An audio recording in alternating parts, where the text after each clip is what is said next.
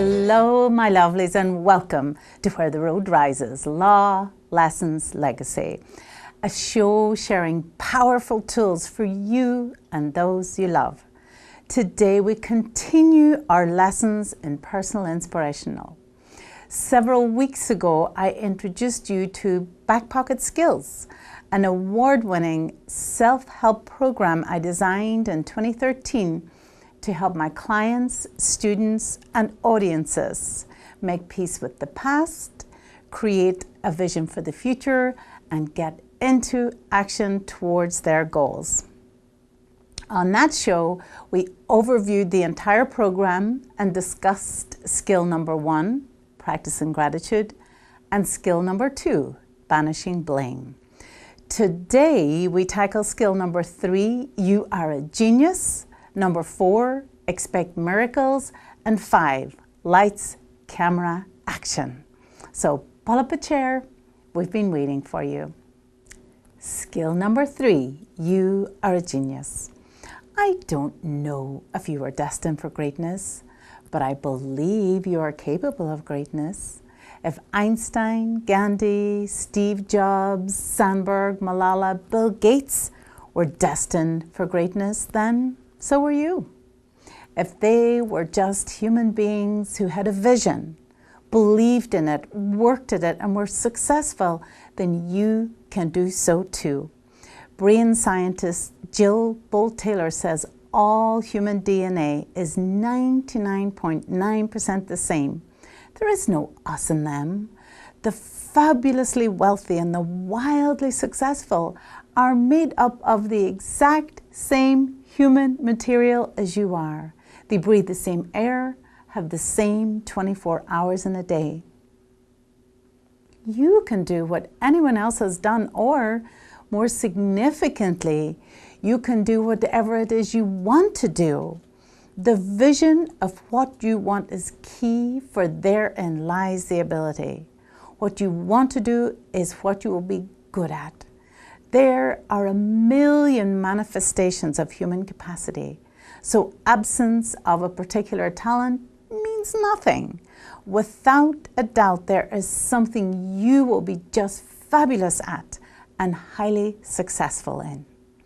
The British Prime Minister Benjamin Disraeli said, most people will take their skills and talents, their music, their genius to the grave, without it ever seeing the light of day. The raw material of your genius is your birthright. Like Michelangelo's David, your dream is there in the marble. You just have to chip away the excess form. So what is that excess form? What holds you back? Why don't you recognize your genius? The problem and the solution lie once again inside you. Listen really closely now. This is a key turning point in the program. Before you can make any significant change in your life, you must look within, examine the lens through which you view the world, and determine how that view limits you. This is what landmark education calls blind spots. How you see reality grows out of your frame of reference. Small changes in your life come from changing your attitude and behavior, but as Stephen Covey says, attitudes and behavior are only side effects of your deeper patterns. The massive changes come from changing your worldview, your paradigm, your deeply held beliefs. Stephen Covey captures this concept beautifully with his image of the roadmap. You're trying to find a point in Chicago with a map of Chicago, or so you think. You should have no problem, right? Except that the printer has made a mistake. And while the map says Chicago at the top, it is really a street map of Detroit. No amount of diligence is going to get you to a destination in Chicago using a roadmap of Detroit. No behavioral change, no positive thinking, no attitude adjustment will work. The first time I heard this concept, it was stunning to me. It was one of those road to Damascus moments of brilliance and clarity. The faulty map represents your deeply held beliefs. You're not going to get to where you want to go if your map is wrong. Your business plan might say, I am going to create a successful business or company. Your cutting-edge resume may say, I am qualified for this sterling position. But your map, your lens, your underlying belief is really saying, I can't succeed, I'm not smart, our people have never prospered, I'm not going to get hired, I'll never get the promotion. The bad news is you cannot win unless you change the map. But the good news is the map can be changed. The map is not the territory. The map is just a mishmash of what other people have led you to believe. You are the territory. You are perfect. You just need to change the map. So how do you draw a new map? Change your lens, your patterns. Becoming aware is the first step. Recognizing how you perceive, understand, and interpret the world. Then take responsibility for your perceptions. Examine them. Test them against reality. Listen to others. Be open to their perceptions. Become more objective. Read, research. Study those who have done what it is that you want to do. I grew up under many of the conditions that lead to poverty thinking, perceptions of worthlessness, lack of entitlement. As my regular viewers know, I grew up rural, poor, one of 12 children on a small farm in Ireland. My parents didn't have running water, inside plumbing, or electricity when I was born. My first school was called the Hen House because it was little more than a hut. I was also Catholic, widely considered the underclass in the Protestant-dominated, British-occupied Northern Ireland. I know firsthand how crushing this feeling of inferiority can be and how hard it is to shake. But I am here to tell you it can be shaken. The legacy of a difficult childhood, the wounds of broken relationships, feelings of shame, blame, and inadequacy, frustration and rage can all be lanced and dispelled. And for those of us that go within, peel back the layers, do the work, clear that lens and forge ahead, the prize is even greater. For adversities become powerful stepping stones, advancing you higher and higher. Scar tissue, remember, is more resilient than normal tissue, and the bone is stronger when it heals in the broken part. Skill number 4 is expect miracles. Be at all times wide open to opportunity. Expect miracles and dwell in possibility. I love the Dr. Seuss story, McGilligan's Pool, where young Marco teaches the farmer a lesson in possibilities. You never can tell what goes on down below. This pool might be bigger than you or I know. A belief in possibility is key, a key skill, because so often we get in life what we come to expect. If we expect the best, we have a funny habit of getting it. There is a story in folklore of a farmer sitting on a gate between two villages. He's approached by a traveler who has left one village, stops to ask the farmer what the upcoming village is like. The farmer inquires about the traveler's experience in the last village he visited. The traveler complains that the people were rude and unfriendly. They didn't offer him food or shelter, and his visit there was a miserable experience. The farmer said, "Unfortunately, you will find the people in the upcoming village very similar."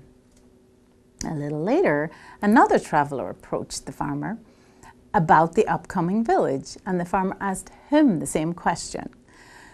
The traveler enthused the people in the village he had left behind were extraordinarily friendly. They offered him warmth and welcome, food, shelter, and gifts, made his stay a wonderful experience. To which the farmer replied, yes, you've guessed it. You'll find the people in the upcoming village very similar. We create our experience in large part by our expectations and behavior, things we can change. If you have a great expectation, a burning desire, a refusal to accept anything but the result you seek, it has a way of happening. Some call this the law of attraction, some call it creative visualization, some call it luck, but it is not woo-woo.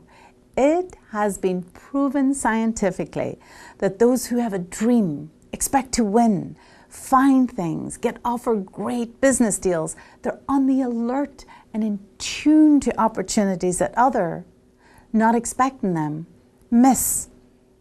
There's a great book on this subject called The Luck Factor by Dr. Richard Wiseman.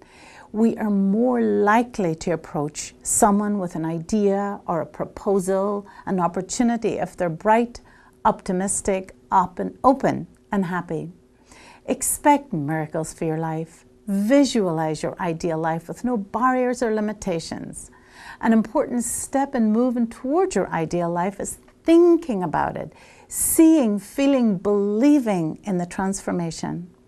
It has been said we become what we think about all day long, that what we focus on expands. Think then about where you want to go, not where you're stuck. See in detail what you want. Think about achieving it. Do not entertain any notion of failure. Wayne Dyer talks about keeping the inner candle burning, unwavering, letting nothing dissuade you from getting to where you want to go. In addition to visualizing, feel your success. Act as if you've already achieved it. Stuart Wilde tells us if we want a Mercedes, go to the dealership, smell the leather, join the fraternity, order the magazine, join the association, dress for the position, declare yourself in. As you create your vision, leave room for the great unknown. Leave room for the fabulous things that come into your life that you do not have the imagination now to dream of at this time. I also encourage you to commit to paper your goals and dreams. There is tremendous power in the written word. Writing goals down makes them more real, not only to you, but I believe the muses, angels, God, the universe, the collective unconscious. Call it what you will, but something picks them up and runs with them. Every year in January, prompted by Sarah Bunburnach's Simple Abundance, I write down my New Year aspirations for the year ahead. And every year I am amazed at how clearly my aspirations morph into my life fully formed. One year in January, I wrote of giving birth to a children's story in September. Instead, I gave birth to an unplanned real-life baby boy. So be careful how you word your aspirations. Watch your sentence structure. The muses may not be wearing their reading glasses. You might get more than you bargained for. Writing also has therapeutic value. Emily Dickinson said, I shall write myself well.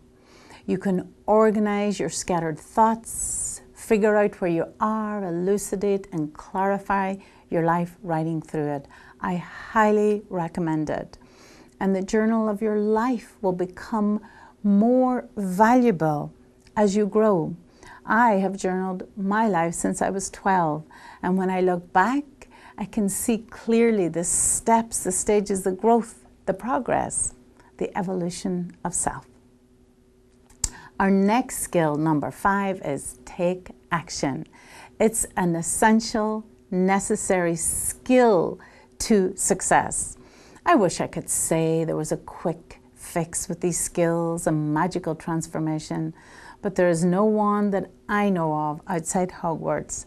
Action has to be taken by you while others sleep. You have to go the extra mile. There's a saying in the law, justice delayed is justice denied, and I believe the same applies to our plans. Dreams delayed are dreams denied. Tomorrow never comes. Monday will be no different when it gets here, and the summer does not present this extra block of time. So start today with some small step towards your goal and get help. Join or form a group of like-minded people who want to work towards a goal. You help each other with support, encouragement, and resources. I teach an 8-week success team workshop based on the work of Barbara Sher. The team work through a wonderful program where they identify their goal, create a backwards flow chart of how they will achieve that goal, get those steps into a goal calendar, and just get going. Each week, the team members are accountable for their progress to each other, for their progress towards their goals, and they support, encourage, and help each other.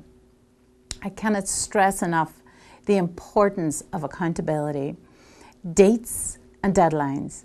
No great work, I believe, is ever achieved or goals met without deadlines. Working in a group heightens your energy. You start oscillating on a higher frequency and your progress speeds up. Synchronicity shimmers in your life and amazing things start happening. You cannot get through a morning without something positive attaching to the orbit of your swirling ideas, joining the gravity of your plans, your schemes and projects. Energy attracts energy. Success attracts success. You have all heard, the harder you work, the luckier you get. Luck is where preparation meets opportunity. My mother's favorite expression was money to money flies. You have all experienced this on some level. You can create anything. There is no limitation. The only limitation is your own imagination and energy, especially when you're working towards something you love, that you're good at. It's not even work anymore. It's a labor of love. Do you still need to be diligent? Yes. Do you need to write a proposal of an evening when you might rather watch television? Absolutely, that'll happen. The key is to keep taking small, manageable steps. Keep your eye on the ball and enjoy the ride. Don't be afraid to change direction. Revise, amend as you go, but don't stop because you feel it's not going to work. It truly, truly is darkest before dawn. You might be a foot from the goal. The breakthrough is just around the corner. If finding time to work on your project, your novel, your poems, your horse farm, whatever your goal is, if time's the problem, work first in time. John Lennon said that life was what happened when we were making other plans. Figure out your time thieves. Try to eliminate them.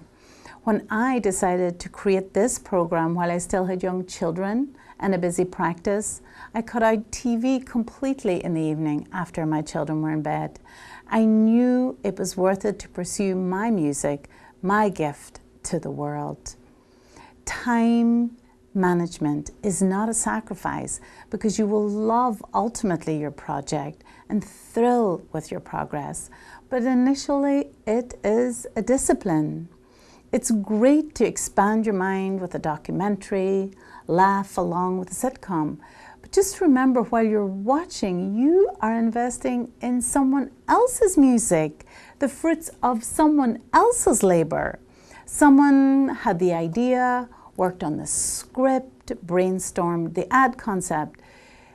You invest time in the development of your own music. It's just as valuable. Napoleon Hill reminds us we have 24 hours in a day, 8 to sleep, 8 to work, and 8 for our own pursuits. Now, while we're raising children, maybe caring for a parent, a spouse, taking exams, working 2 jobs, you You may not have ate realistically, but you have 1 or 2 hours you can carve from your night or morning, from your day when no one owns a piece of your time. And you have the internet, which Napoleon Hill could not have dreamed of. That cuts out several hours right there. We will adjourn here for today. Join me for the final session on back pocket skills when we discuss skill number 6, lights and shadows, number 7, banishing fear and worry, number 8, love and kindness, and finally, skill number 9, this amazing life. Meanwhile, you can learn more at backpocketskills.com, or as always, you can reach me right here in your own backyard at Curlin Walsh Law. Until next time, goodbye.